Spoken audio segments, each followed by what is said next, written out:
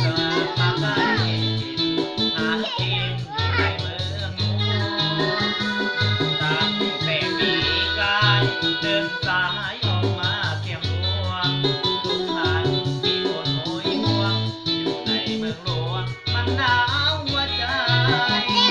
หลังคาห้องเก่าบอนเฮาอาศัยโลกย้อนเกิดมาจนดันดนจากบ้านมาไกลเหลือใจค่าเก่าค่ากินข้าวนั้นคือรายได้ที่เหลือก็เก็บเอาไว้ส่งไปให้พ่อแม่อยู่นานั่งเบิ่งสายทางเวลาที่ฝนไหล